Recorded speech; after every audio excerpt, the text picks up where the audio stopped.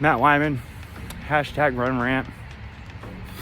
Just had a guy, I was crossing an intersection and a guy in a Jeep stopped me and asked which way to the water park, which is kind of funny because it's really cold out, but there's an amusement park right near here called Dorney Park. That's both water park and dry rides.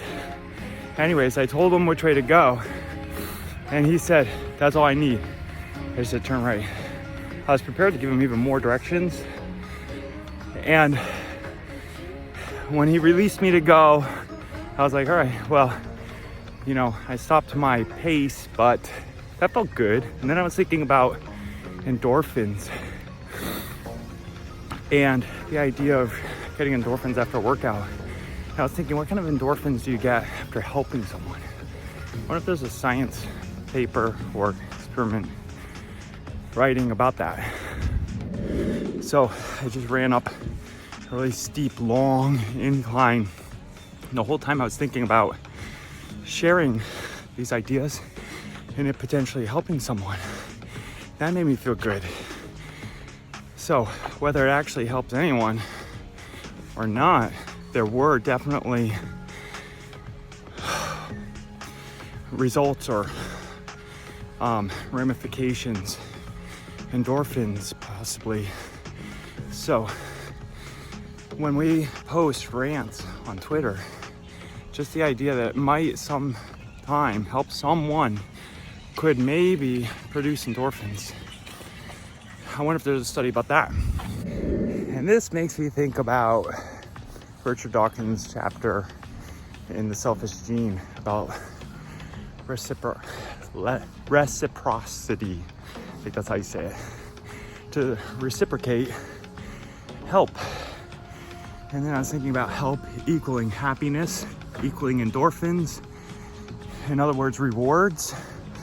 So it's not selfless. You're actually helping yourself when you help others. You definitely get something out of it. For my run this morning, just the idea of sharing these thoughts is definitely keeping me going. I might pause and walk and record some of these, but my pace is fine. And maybe somebody will get something out of this.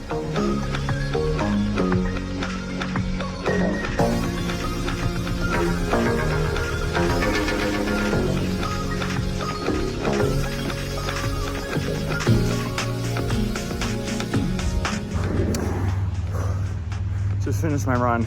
So many thoughts about hashtag endorphins. Now I'm on a kick of goals because at the end of my last selfie video, I mentioned my pace. It was my average pace. And throughout my runs, I use an app that keeps track of my pace. It gives me splits every 5 minutes. It tells me how far I've gone, how fast I'm going as an average. And it tells me the time allotment. So, one of my normal goals is to try to keep a quick pace. And I adjust this goal throughout my run. It depends on how I feel, right? Kind of a summative assessment. Well, it's pretty normal for me to want to try to break 9-minute mile pace. Sub 9 minutes, right? That's where I was saying my pace was fine, even though I'm taking these selfie videos, because it was like 9 minutes, 13 seconds per mile. And if I run just a little faster between takes, I could lower my rate, my pace, make it even faster. The average, that is.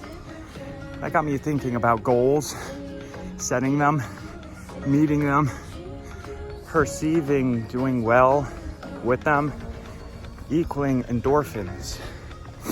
And I wonder if there's a study about people setting goals, meeting them, feeling happy about it, and endorphins.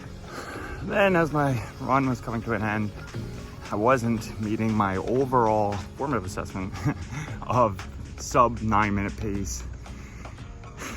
But I was okay with that because I felt really good about my thoughts, my thinking, my news, during the run.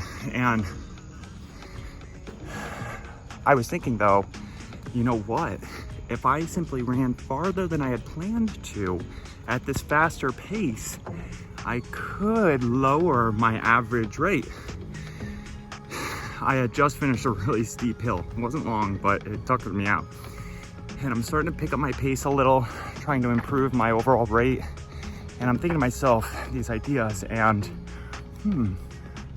for a while here, it's gonna be flat. Where I typically stop running, there's another half a mile that I sometimes run that's flat and ends with a downhill. That got me thinking about not just adjusting goals, but like adjusting data and how that might affect endorphins. Manufactured data, falsifying meeting goals, how would that affect your endorphins? If my hypothesis of happiness resulting in meeting goals equaling endorphins were to be proved appropriate.